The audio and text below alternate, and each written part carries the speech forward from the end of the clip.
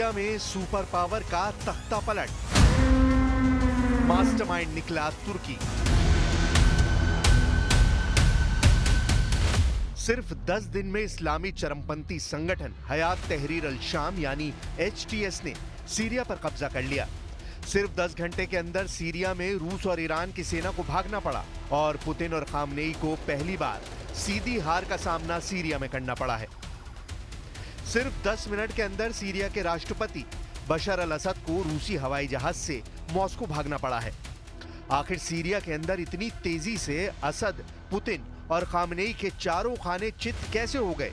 कैसे America Israel की बड़ी जीत सीरिया में हो रही है? कौन है सीरिया में जीत का असली मास्टरमाइंड? आज हम आपको सब दिखाने जा रहे हैं कि कैसे तुर्की ने सीरिया में ऐसी जंगी चाल चली है कि 10 दिन के अंदर हयात तहरीर अल शाम के चीफ कमांडर जुलानी ने कब्जा कर लिया है। कुछ रिपोर्ट्स में दावा किया गया है कि तुर्की ने ही हयात तहरीर अल शाम यानी HTS को इतना ताकतवर बना दिया है जिसकी वजह से उसने आसानी से सीरिया पर कब्जा कर लिया है। लेकिन अब सवाल उठता है कि सीरिया में 54 साल से शासन करने वाले असद परिवार के तख्ता पलट से तुर्की क्या फायदा उठाने जा रहा है? तुर्की बना खलीफा, कमांडर जुलानी बना मोहरा। सीरिया को इस वक्त दो तरफ से रौंदा जा रहा है। इस्लामी चरमपंथी संगठन हयात तहरीर अल शाम के चीफ कमांडर अबू मोहम्मद अल जुलानी सीरिया को लूटने और कब्जा करने में जुटे हैं। HTS के चीफ कमांडर अबू मोहम्मद अल जुलानी के बारे में समझ लीजिए। ये वो कमांडर है जो कभी अल-कायदा से सीधा जुड़ा हुआ था, लेकिन बाद में इसकी विचारधारा ISIS के चीफ बगदादी जैसी हो गई और इस वक्त कमांडर जुलानी तुर्की का मोहरा बनकर सीरिया में इस्लामिक सरकार बनाने की कोशिश में जुट गया। हैरानी की बात तो यह है कि अमेरिका कमांडर जुलानी को आतंकवादी मानता है और उसके सिर पर अमेरिका ने $1 करोड़ का इनाम रखा हुआ है।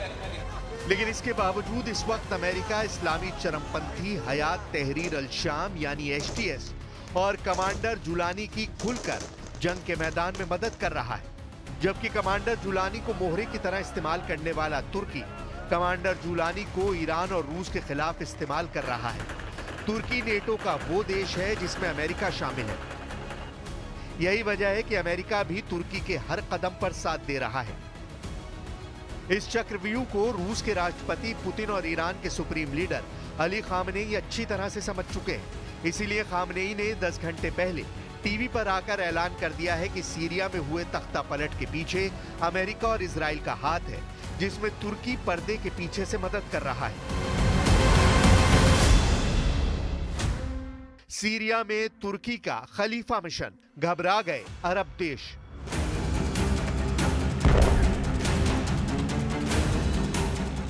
सीरिया में अचानक आए इस बदलाव से खाड़ी के कई मुस्लिम देश खौफ में आ गए हैं।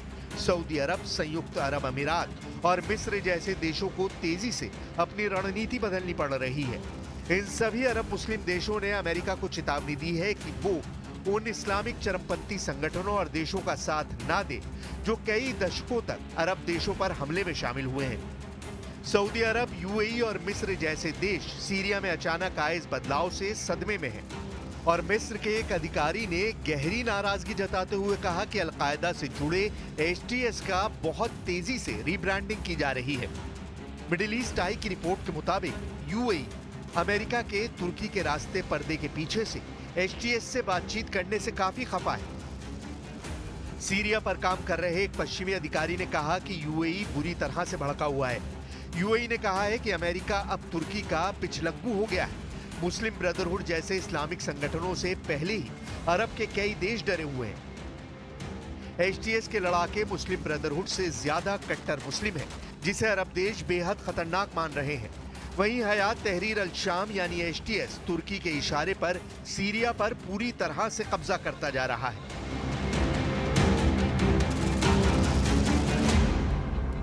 ये इत्तेफाक उफ्ताद महसूल یک نقشه مشترک آمریکایی و صهیونیستی است. قرائنی داریم. این قرائن برای انسان جای تردید باقی نمیگذاره. یک دولت همسایه سوریه نقش آشکاری رو در این زمینه ایفا میکنه، ایفا کرده، الانم ایفا میکنه. اینو میبینن همه. राष्ट्रपति पुतिन ने सीरिया में मौजूद रूसी नौसेना और वायुसेना अड्डों को खाली करा चुके हैं। ये रूस की सीरिया में बड़ी हार मानी जा रही है। सीरिया के टार्टस में मौजूद रूस के नेवल बेस में मौजूद रूसी पनडुब्बियां, युद्धपोत रूस ने सुरक्षित स्थान पर भेज दिए हैं। इसी तरह से सीरिया के खमीमिम में रूसी एयरबेस पर मौजूद रूस ने लड़ाकू विमानों, मिसाइलों, ड्रोन और एयर डिफेंस सिस्टम को सुरक्षित स्थान पर भेज दिया है। रूस को लगता है कि इस्लामी चरमपंथी संगठन एचटीएस के लड़ाके सीरिया में मौजूद रूसी सैन्य अड्डों पर हमला करके हथियारों पर कब्जा कर सकते हैं। इसी डर से पुतिन ने ये बड़ा कदम उठाया है। वहीं दूसरी तरफ ईरान ने भी अपनी सेना और टॉप कमांडरों को भारी हथियारों समेत तख्तापलट होने के तुरंत बाद वापस बुला लिया। यहां तक कि ईरान के समर्थन प्राप्त हिजबुल्लाह ने भी सीरिया में कुछ क्षेत्रों से अपने लड़ाकों को वापस बुला लिया। हालात रूस और ईरान के हाथों से निकल चुके हैं। تحلیلگر نادان بیخبر از معنای مقاومت خیال میکنه که مقاومت که ضعیف شد ایران اسلامی هم ضعیف خواهد شد. من عرض میکنم به حول و قوه الهی به اذن الله تعالی ایران قوی مقتدر است و مقتدرتر هم خواهد شد. सीरिया में बशर अल असद के रूस भाग जाने के बाद एचटीएस विद्रोहियों का देश के ज्यादातर हिस्सों पर कब्जा हो गया है। तुर्की समर्थित हयात अल शाम के विद्रोही अब देश के उन इलाकों पर कब्जा करने में जुट गए हैं जहां पर असद सेना का भी नियंत्रण नहीं था। इसी में एक इलाका देर इजोर का है जो देश के पूर्वी इलाके में स्थित है। इस रेगिस्तानी इलाके पर कब्जे के लिए एचटीएस विद्रोहियों ने अमेरिकी सेना के समर्थन वाले कुर्द विद्रोहियों से जोरदार लड़ाई लड़ी और कब्जा कर लिया। सीरिया का यह इलाका न केवल विद्रोहियों बल्कि कुर्दों और अमेरिका के लिए बेहद महत्वपूर्ण है। असल में सीरिया के इस इलाके में बहुत बड़े पैमाने पर कच्चा तेल निकलता है जिसे सीरिया का काला सोना कहा जाता है। उसे भी कमांडर जुलानी लूटने में जुट गया है। सीरिया के इन इलाकों का पूरा नियंत्रण अब अमेरिका के समर्थन वाले कुर्द विद्रोहियों के पास था, लेकिन अब एचटीएस ने बाजी पलटनी शुरू कर दी है। यानी तुर्की ही सीरिया में मचे कोहराम का मास्टरमाइंड है। जुलानी पर $1 करोड़ का इनाम, इजराइल पर करेगा कब्जा। हालांकि अमेरिका और तुर्की तो एचटीएस की जीत से खुश हैं, लेकिन इजराइल काफी सतर्क है। असल में इस्लामिक चरमपंथी संगठन हयात तहरीर अल शाम यानी एचटीएस का मतलब है लेवंत की मुक्ति के लिए संगठन। आईडीएफ के पूर्व ऑपरेशन प्रमुख इसराइल जिफ का दावा है कि एचटीएस यानी लेवंत की मुक्ति के लिए संगठन का मिशन है सीरिया, लेबनान, जॉर्डन और इजराइल को मिलाकर एक नया इस्लामिक देश बनाना।